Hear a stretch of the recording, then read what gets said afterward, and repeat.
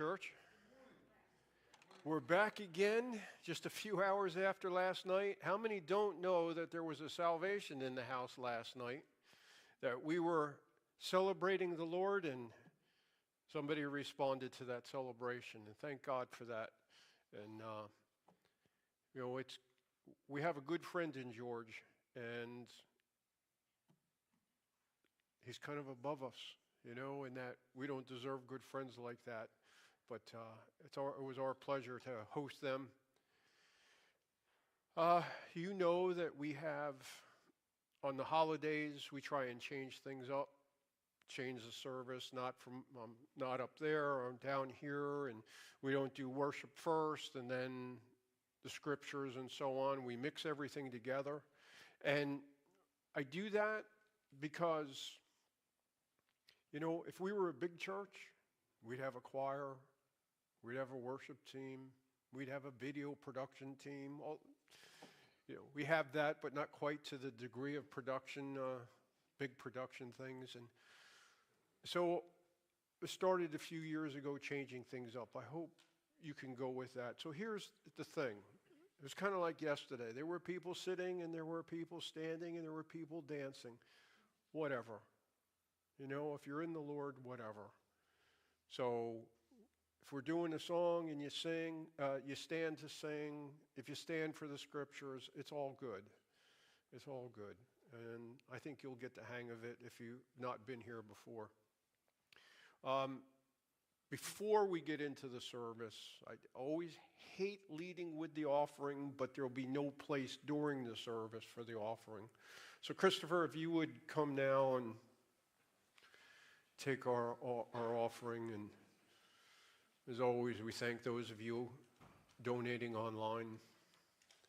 And again, this is for no other reason than to just kind of get it out of the way. There are Unto You band shirts in the back. Why can't I get this to work?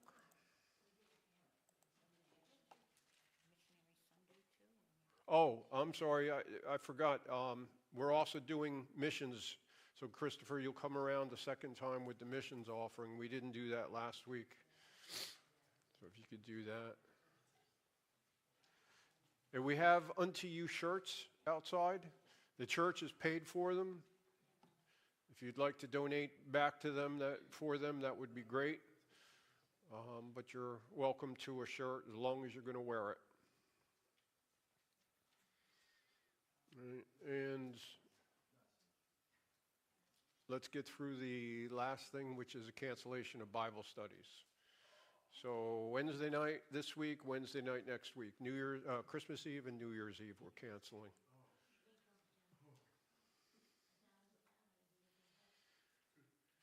Okay.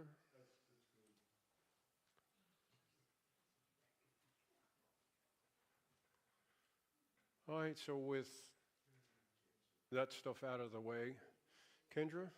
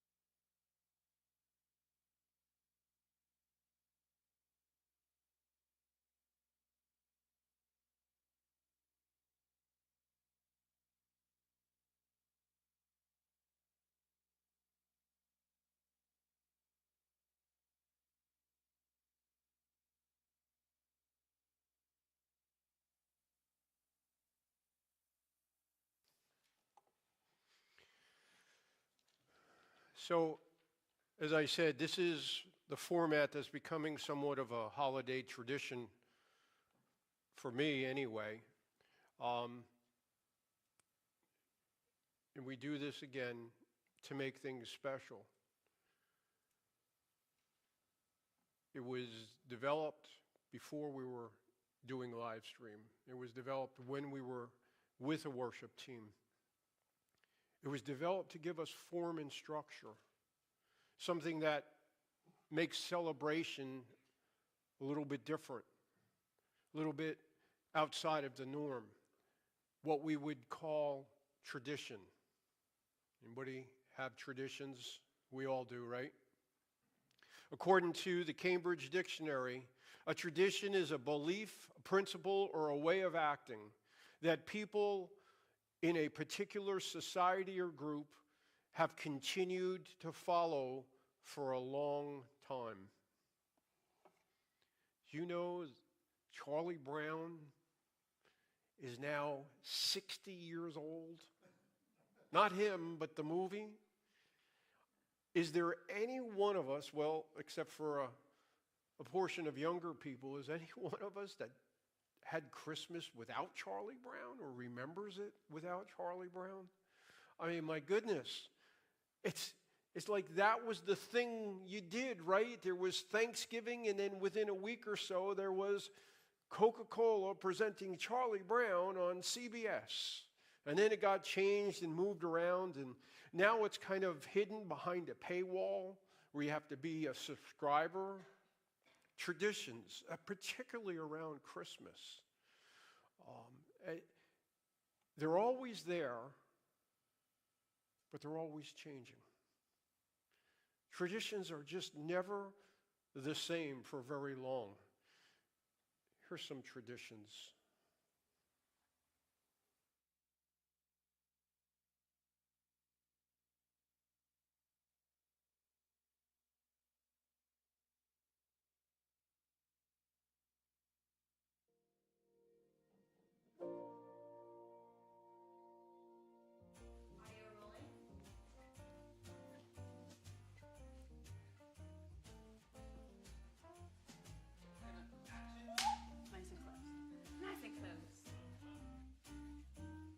What are my Christmas Eve traditions? So my son and I take a trip every year. We always play this game called Ute. Nosotros celebramos las posadas. We go to concerts and bazaars, and we end it with a huge parade. We play our family traditional games, Gavata and Ghana. Que es cuando vamos en puerta cantando canciones y al final tenemos una fiesta grande. We always have yummy food and we also watch lots of Christmas shows and movies. What do we eat? Oh gosh, what don't we eat? Kimchi. Injera, Shepherd's pie. Labane, Los tamales. Kutzful. Cinnamon rolls. We've got bulgogi. harissa. We're having coffee all day. Yorkshire pudding. And fudge. Los buñuelos. It's all so good. When do we open presents? Always Christmas morning, always after hot chocolate. We really don't exchange presents. Christmas Eve. Siempre después del desayuno. We exchange one gift at midnight. Always in the morning. We usually go for a present that big. Yeah. Or this big.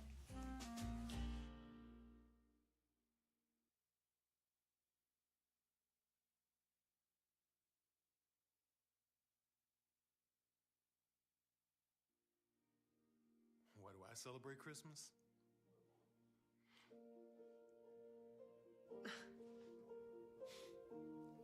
For Jesus. Jesús.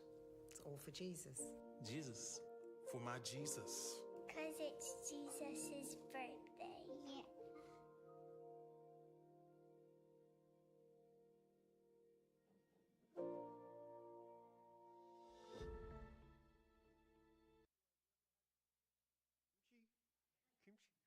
For Christmas. Never. Never. It's not our tradition. We all have our ways of celebrating, but it's all for Jesus. Otherwise, it's not worth celebrating. And what's the point? Why go through all the work that we go through for Christmas if it's not for Jesus?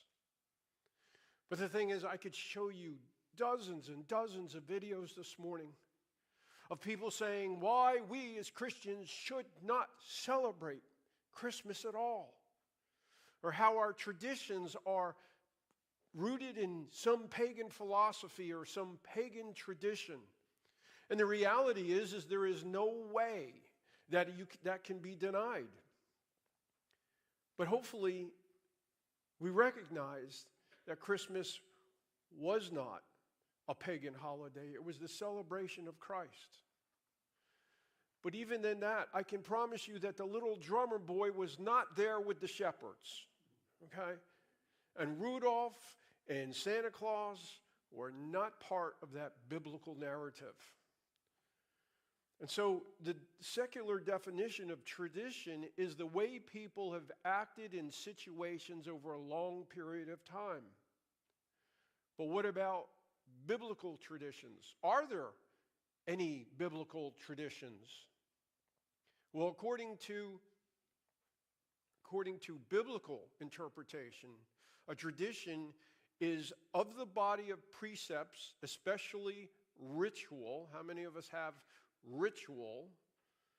Which, in the opinion of the later Jews, were orally delivered by Moses and orally transmitted in unbroken succession to subsequent generations, which precepts both illustrating and expanding the written law as they were to be obeyed with equivalent reverence. What that means is that there were concepts, God would call them laws, things that he had established to be right, that he wanted.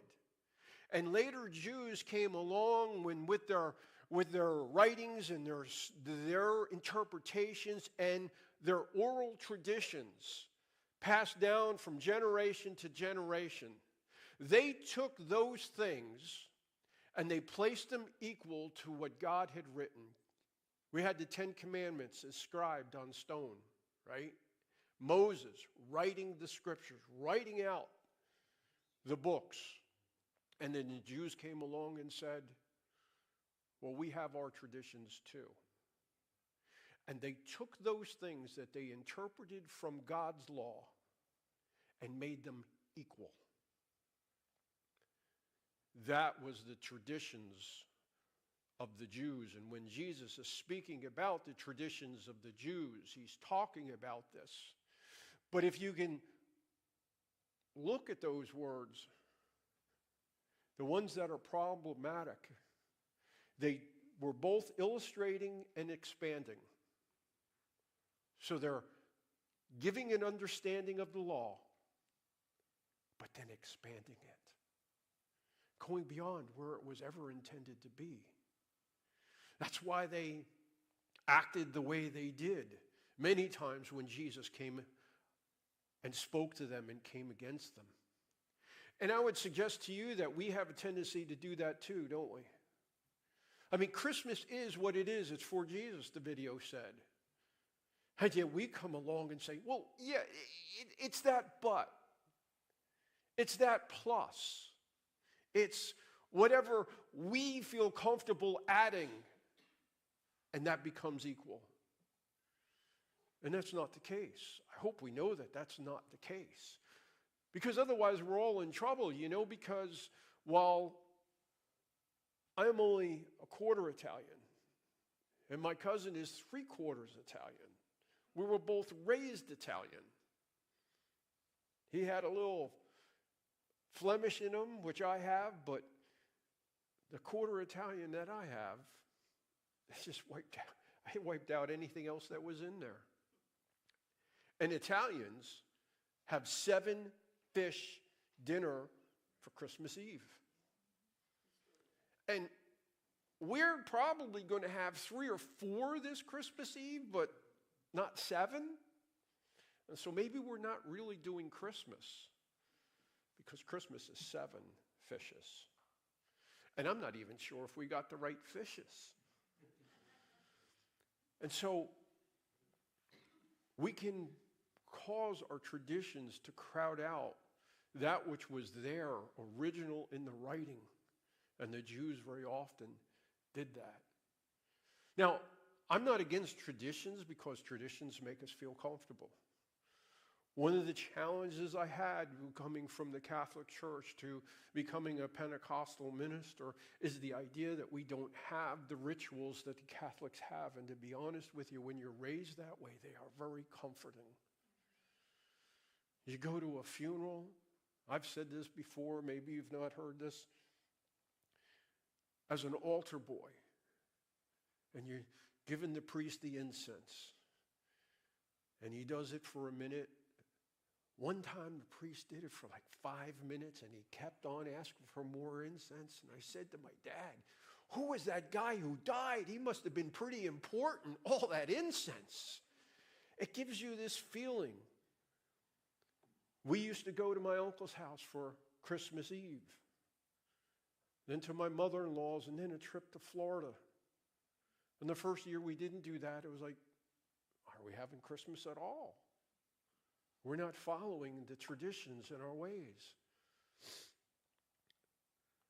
But you know, even now, our Christmases are constantly changing. Our kids are growing, they're moving, they're having kids of their own, all kinds of things going on. How do we deal with traditions as Christians?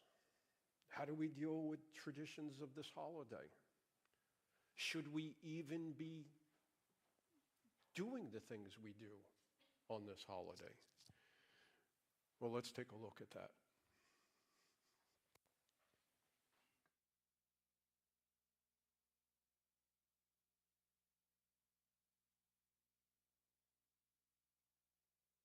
Christmas is full of a lot of things. I know as a Christian pastor and father that Christmas has basically absorbed a lot that has nothing to do with the birth of Christ at all. But Christ is the centerpiece and the focus of Christmas.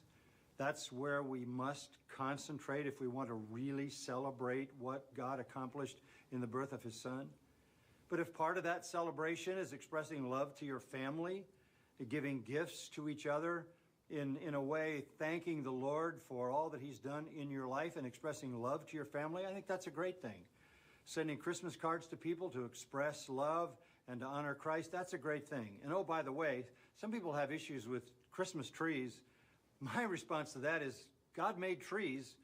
If you have plants in your house, if you have flowers in your garden, if you have trees in your yard, why would you make anything other than a joyous reality of a tree that's in your house?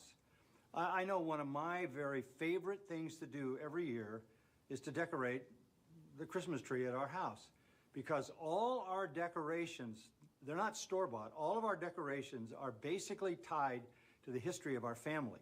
They were made by our children. They were made with pictures of our children. Every single one of those decorations has a piece of our family history. And so when I decorate the tree, it gives me the opportunity to go back through the history of our family and rejoice in all the good things that the Lord has done. You don't want to put anything out of Christmas that you can use to glorify the Lord. And that includes a tree and showing generosity and giving gifts of love, as well as focusing on worshiping the Lord himself.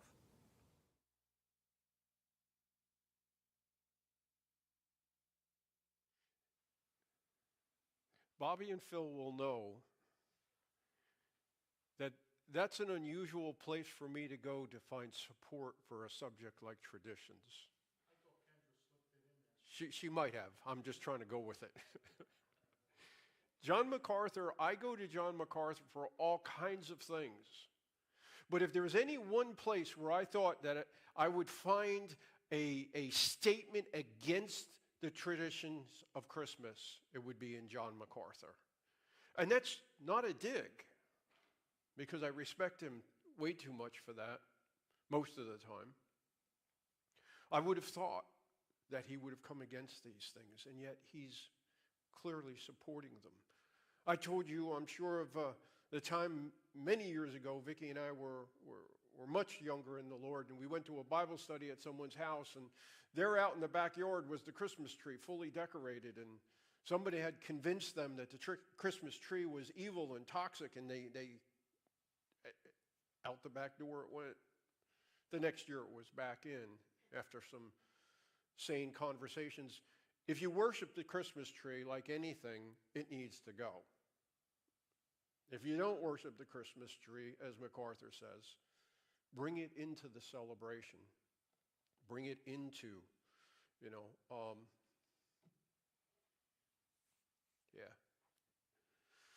If John MacArthur wasn't against it, it's got to be half okay. But the reason he's not against it, he said, Christ is the centerpiece and the focus of Christmas, not the tree. The issue with any of our traditions, trees or otherwise, is Christ glorified?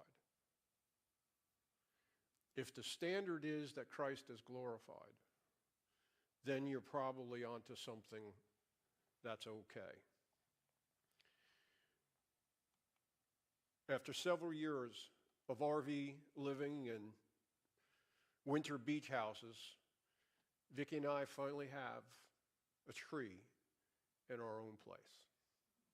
It's a little one, 2-piece, stick it together, lights on it. But it's back. So are our Christmas plates, our Christmas china. We had Christmas with it before. We had Christmas without it for years, and now we're going to have Christmas with it again. It's not Christmas. It just makes it pretty. If our traditions are to honor Christ, then let's go with the tradition until it becomes worshiped, and then it goes.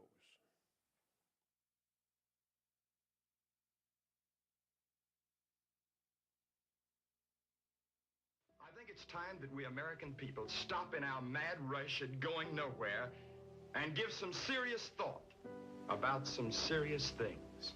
Because whether we realize it or not, our homes, our churches, our families, our schools, our freedoms, everything we have at the moment is at stake.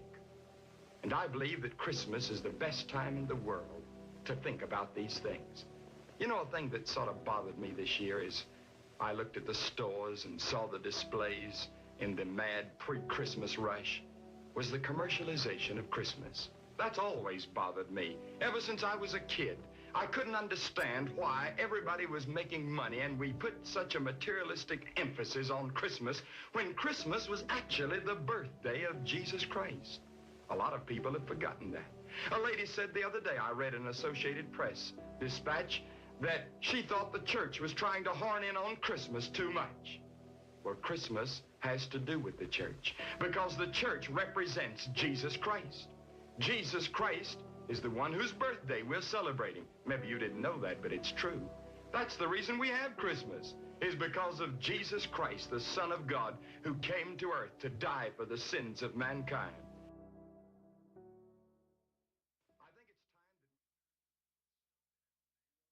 Among us, that's Billy Graham.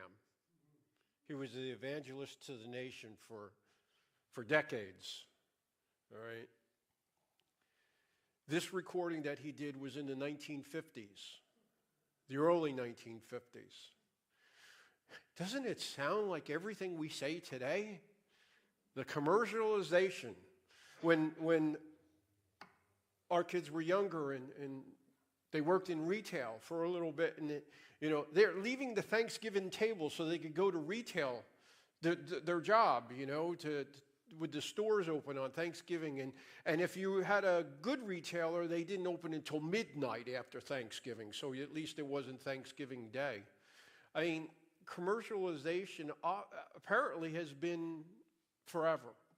Traditions have been forever. The struggles around Christmas seem to have been forever. And I figured if Billy Graham was making this in the 1950s, and he was roughly, let's call it 50 years old at that point, then He was a kid around 1900, 1910, something like that, if I can do my math right here.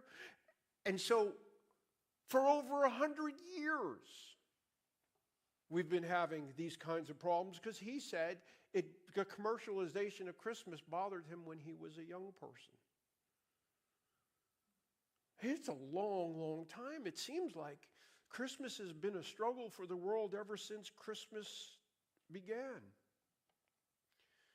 And it seems that we have made a tradition of distorting the traditions of Christmas. We've made a tradition of wrestling against the traditions of Christmas. And Jesus said these words in Mark 7:8.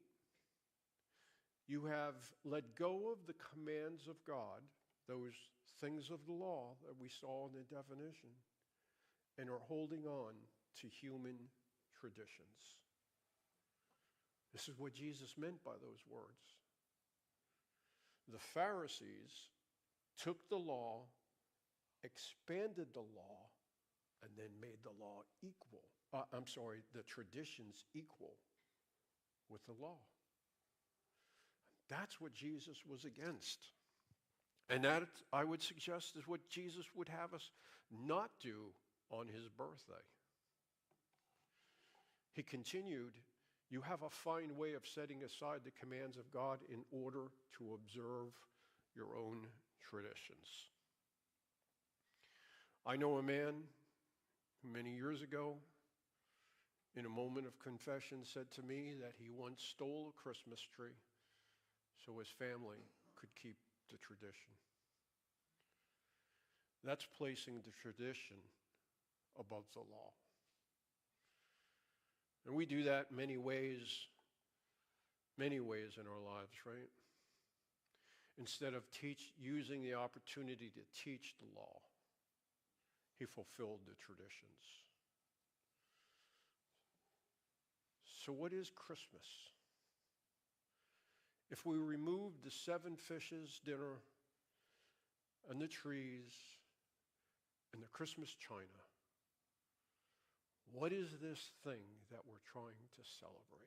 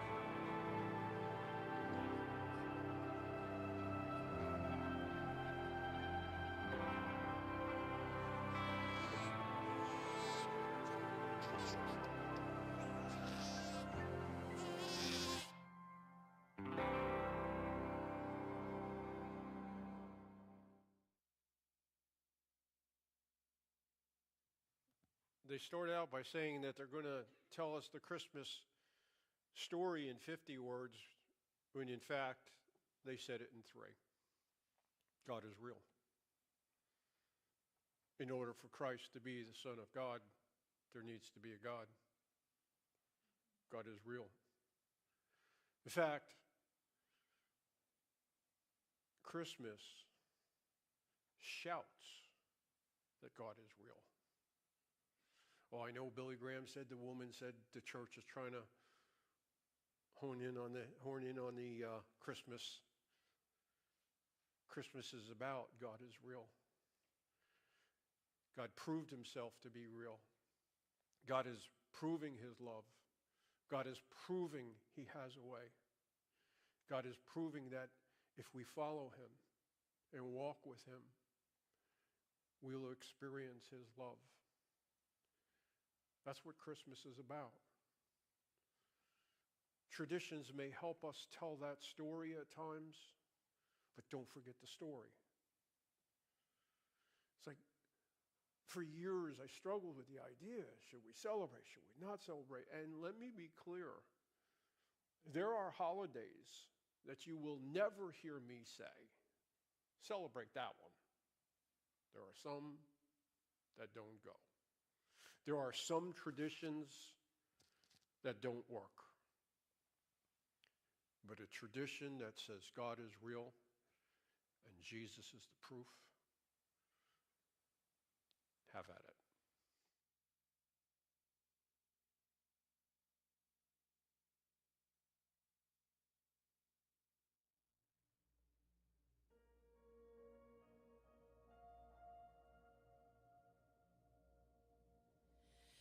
Love incarnate, love divine, star and angels gave the sign. Bow to babe on bended knee, the savior of humanity. Unto us a child is born, he shall reign forevermore. No, no, come and see what God has done. No.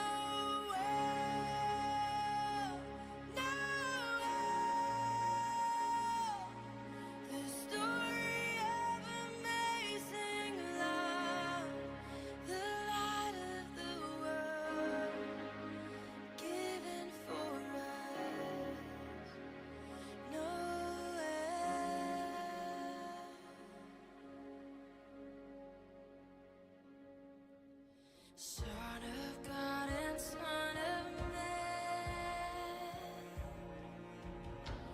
there before the world began, born to suffer, born to save, born to raise us from the grave. Christ the everlasting Lord, he shall reign forevermore. No, no, come and see what God has done.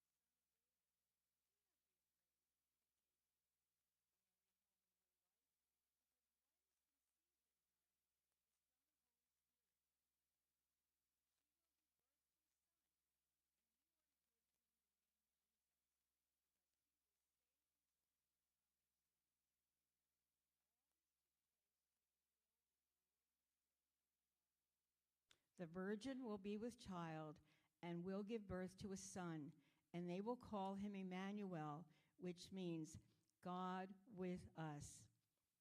When Joseph woke up, he did what the angel of the Lord had commanded him and took Mary home as his wife. But he had no union with her until she gave birth to a son, and he gave him the name Jesus. And we celebrate him every Christmas and all through the year.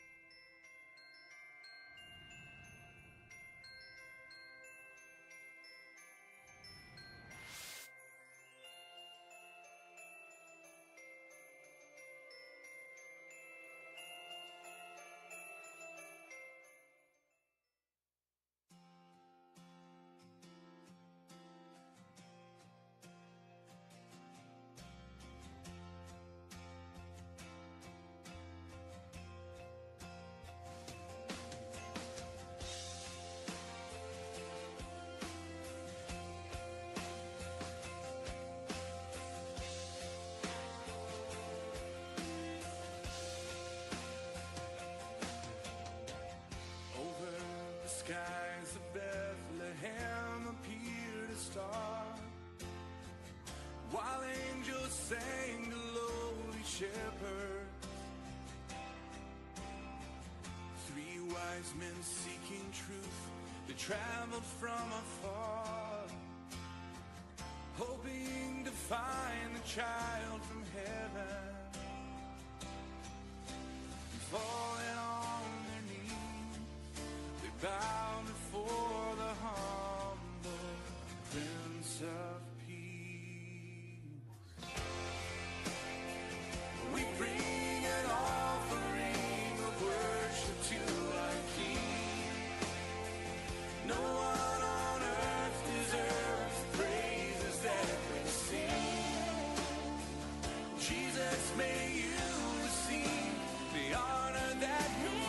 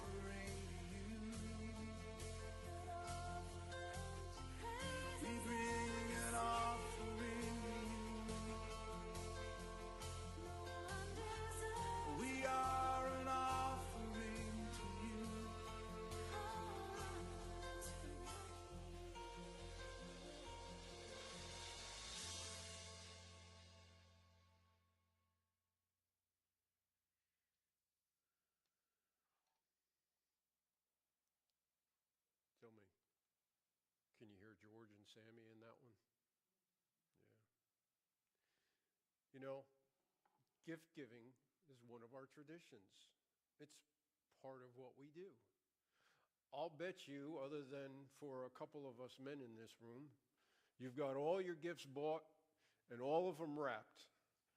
And for some of us, we're still trying to figure what that gift should be, and maybe that's a tradition for some of us. But do we have one for Christ? I mean, it's kind of a weird concept, isn't it? We're celebrating Jesus' birthday by giving each other gifts, but not him. It's a kind of bizarre way of doing it. And the question is, if I'm to bring him a gift, bring him an offering. I mean, I should, right? I mean, he is the King of Kings and the Lord of Lords, right? He's the one who came to save me, right? I mean, he did save me. He's going to bring me into eternal existence with his Father and him. And I'll get to be in his glory for all eternity. That's cool, God. Do we bring him a gift? Do we say, thank you? Well, you know, it's just an infant child, and what's the point in giving an infant a gift? Well, he's not an infant. He was, but he's not. And neither are we. And maybe we should ask ourselves, are we giving him a gift? I got on Amazon this morning. I actually did this. And I typed in gifts for the Son of God. Do you know there aren't any? I mean, there's gifts for sons and gifts for fathers and different headings, but there is no gift for the Son of God in that search. Interesting. Kendra?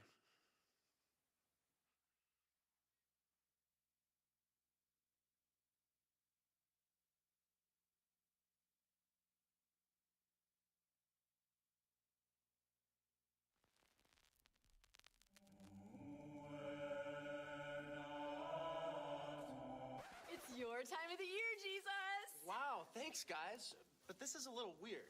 Weird? What do you mean? We do this every year. Yes, but I haven't seen you all year. Well, now's your time to shine, Jesus. Yeah, you put the Christ in Christmas. Oh, yeah, you're the reason for the season. Yes, but I don't want to be the reason for just this season. I want to be with you in every season of your life. Oh, that is so sweet, Jesus. Thank you for being born. You're such a cute little baby. Okay, but I'm not a baby anymore. And I'm not in a manger. Okay, I'm in a manger. But it's more than that. I want a relationship with you every day. Well, Jesus, you have Easter to look forward to. Yeah, and technically a day around the flagpole of prayer, right? Oh, and Thanksgiving, kind of yours too. Yeah, but I want more than just the holidays, guys. I want an everyday relationship with you. Jesus, you are in my life every day. I mean, I've got a cross on my wall and a fish on my car. Yeah, I mean, Jesus, we know you're here all year long. If you know I'm here all year long, why do you keep treating me like I'm not? Do you still have that plastic, Jesus?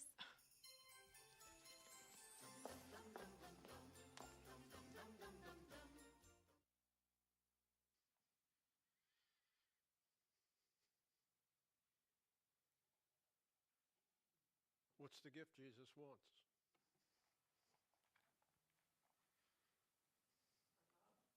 You. He wants you. He doesn't want the lights, although Smithville is very pretty this time of year. He wants you. Maybe that's why Amazon doesn't have a gift for the Son of God. You already have it. And so traditions are those things that have come from the oral tradition that expand the law with things that were placed equal to the law. Christmas has become 7 fishes. Christmas has become anything but a Christian holiday in many respects. And we're now, or going way back, we're accused of even stealing that. How do we deal with that? The solution is in our heart. It's not on Amazon. And the gift is us. And that's the tradition that Jesus would want. And that's the tradition that the world can't see. And this is what they need to do to solve that.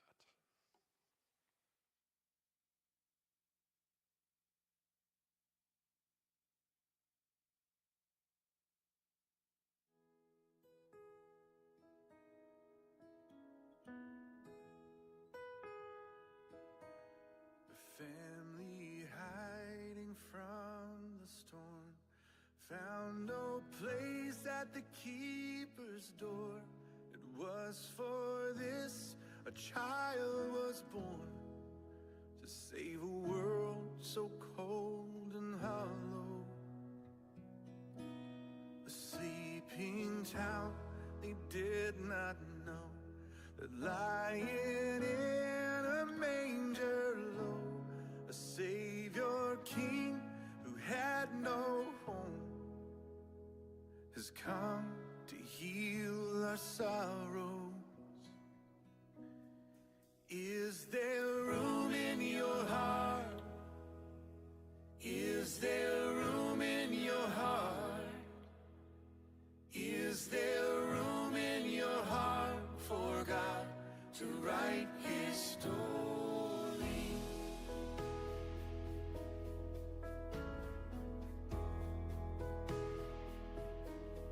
Shepherds counting sheep at night, do not fear the glory light. You are precious in His sight. God has come to raise the lowly. Is there room in your heart? Is there room in your heart? Is there room in your heart for God to write His story? You can come as you are, but it may set you apart when you make room in your heart and trade your dreams for His glory. Make room in your heart. Make room in your heart.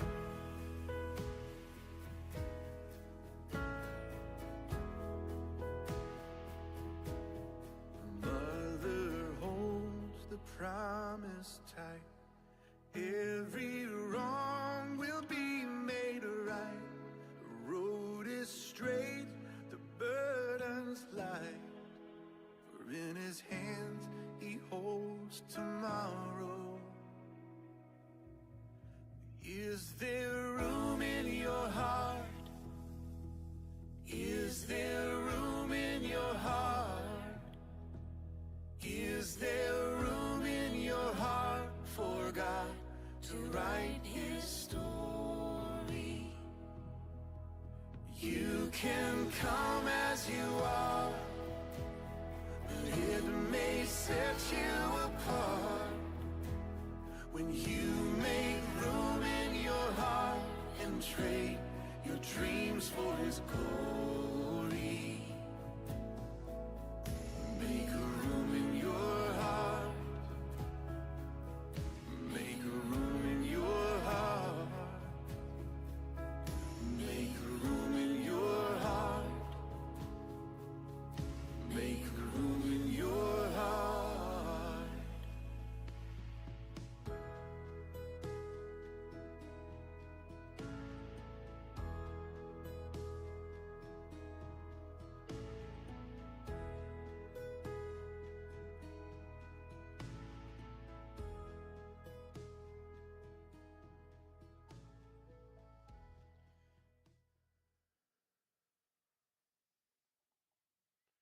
know I've used that song before, but it speaks so deep. Maybe the problem the world has right now is that it doesn't have room in its heart for the one who came to save them. And for some of us, there may not be room in our heart to give an offering. But that offering that he wants doesn't require money. Maybe we have no money left. Maybe we have no love left. Maybe, it's all about family first anyway, and that's just the way it goes for now. Maybe we've cleansed Christmas of Christ because, like the inn, there is no room left. And the call is to make room in your heart.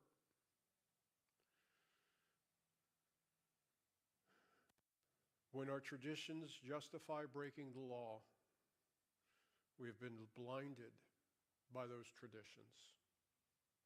There needs to be room in our heart. If I were to write this song, I might change the part that says, trade your dreams for his glory. I might say, trade your traditions for his glory. For those of you who've never accepted Christ as your Lord and Savior, is there room in your heart? That's all he wants. He wants you. This next song I've used before as well, and it may cut a little too deep for some this year, and I apologize, but I don't. And I think you know what I mean by that. I Heard the Bells on Christmas Day is the song. And it says, the old familiar carols play, tradition. What do these words speak of other than that? Bells have been a part of the Christmas tradition for forever. They ring out peace on earth and goodwill towards men, the song they says. And the writer says, in my heart I hear them. Again, tradition. When we hear those bells, they speak to us. But the author finds that despair enters. Life has been cruel to him.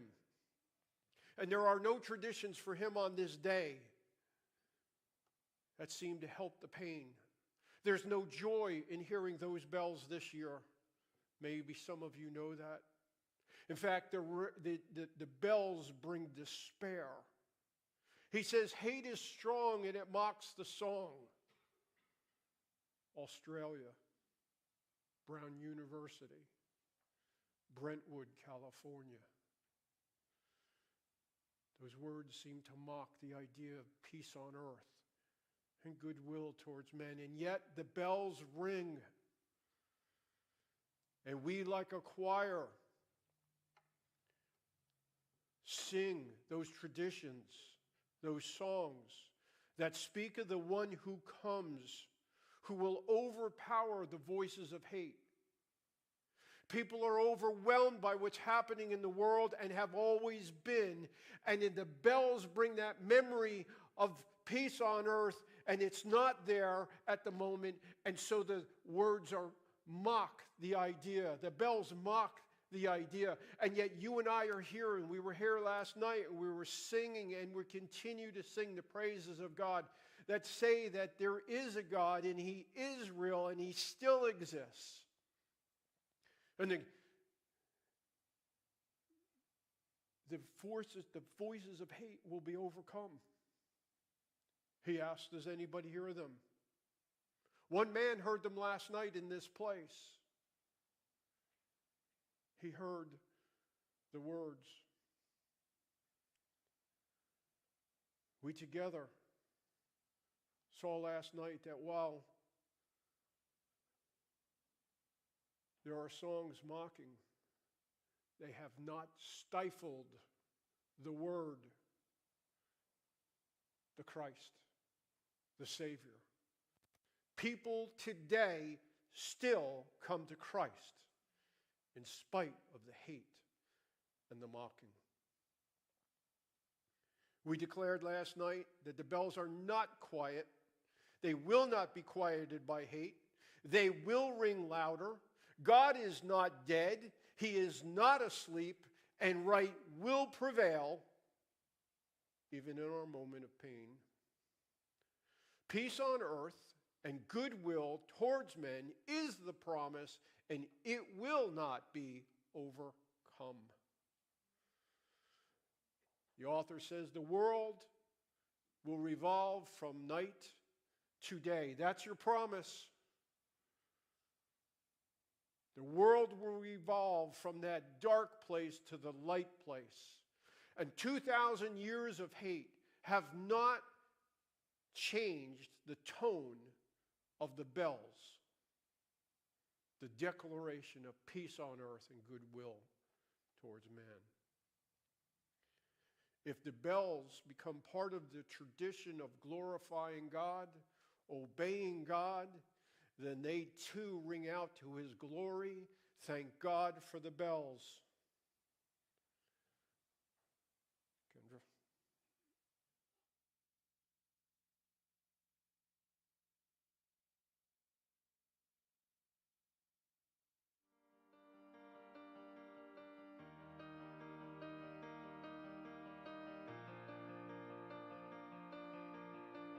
I heard the bells on Christmas Day,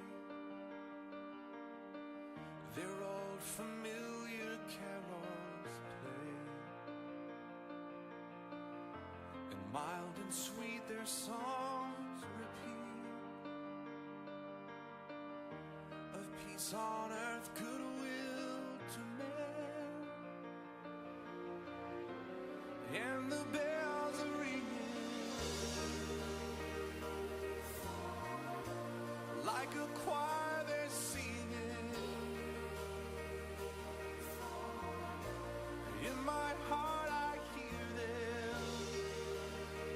Peace on earth, goodwill to men. And in despair I bowed my head.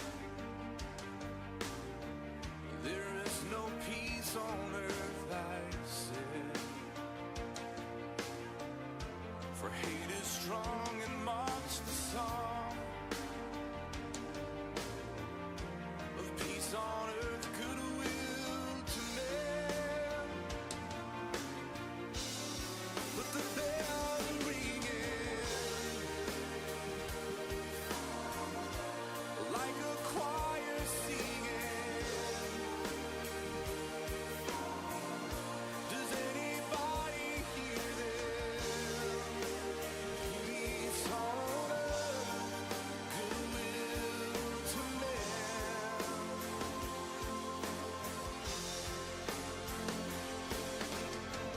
Then rang the bells more loud and deep. God is not dead, nor does he sleep.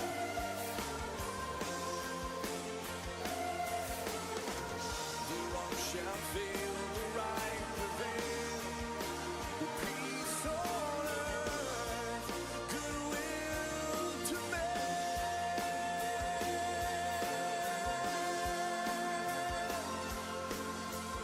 Then ringing, singing on its way. The world revolved from night to day. A voice, a chime, a chant sublime of peace on earth, goodwill to men. And the bells they're ringing like a choir they're singing. And with our hearts we'll hear them. Peace on earth,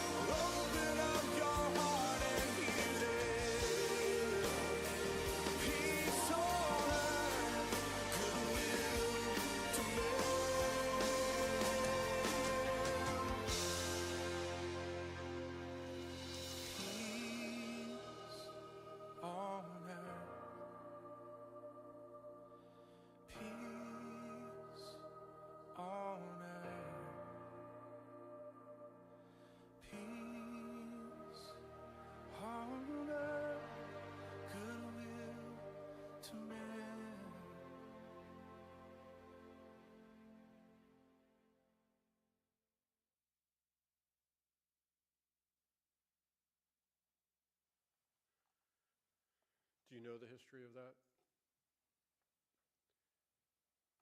It was written by Henry Wadsworth Longfellow in 1863. It was written as a poem and eventually became a song. In 1861, 2 years before the writing of this poem, Longfellow's personal peace was shaken by the death of his wife of 18 years, to whom he was devoted. She died in a accidental fire. 2 years later, in 1863, during the Civil War of all times, Longfellow's oldest son signs up against his father's wishes to join the Union Army, and 8 months later, he is fighting for his life from the wounds of the war, which he did overcome. And in that time of despair, he wrote that poem, became the song. There's part of that that has despair written all over it. And yet he sees right prevail and darkness fail. And that's the promise of Christ. I love that. Night will turn to day for those who make room in their heart for the child of Christmas and let them write his story on their heart, because it's his story. And all we need to do is bring him a gift. And all he wants is you.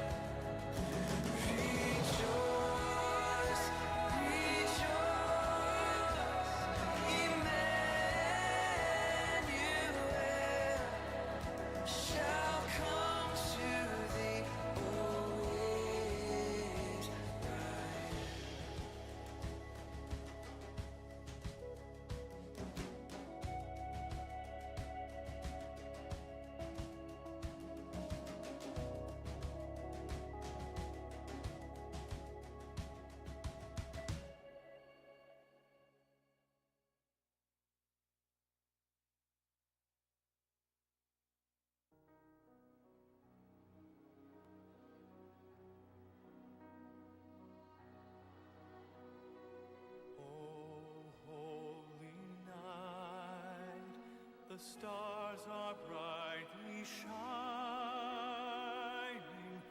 It is the night of our dear Savior's birth.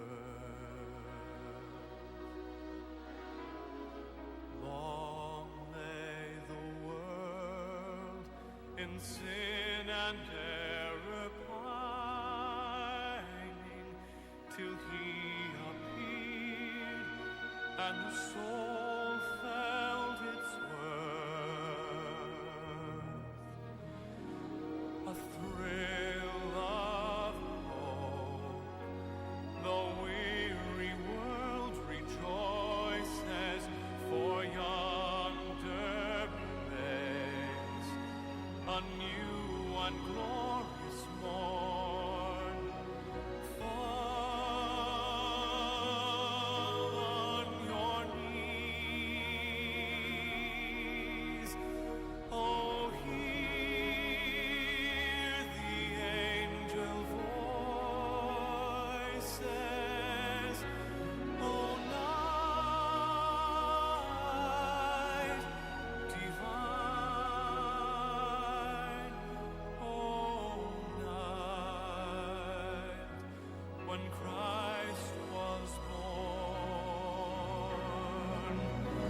Oh, night divine.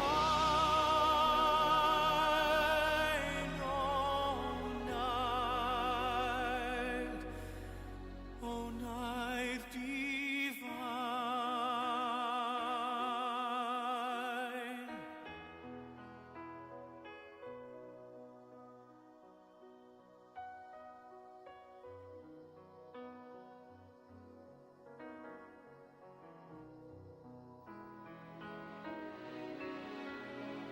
Chains shall He break, for the slave is our brother, and in His name all oppression shall cease. Sweet hymns of joy in grateful chorus raise we, let all within us praise His holy name. Christ is the Lord.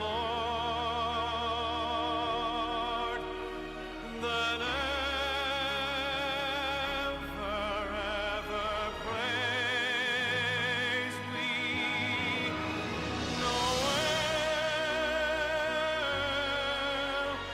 Noel, oh night divine. Oh night divine.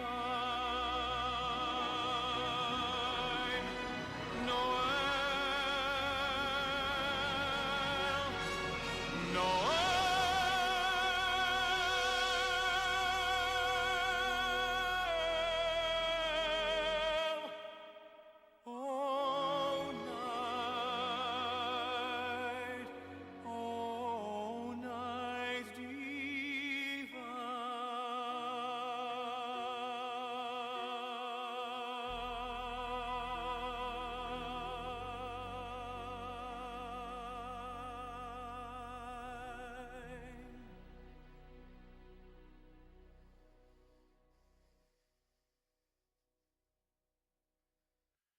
I invite you to go in the peace of the Lord, to go enjoy each other's fellowship, the traditions of the holiday, but remember Christ. And if you've never received Christ, I encourage you to give yourself a gift, Him. And if you don't know how to do that, come sit next to me and we'll have a talk.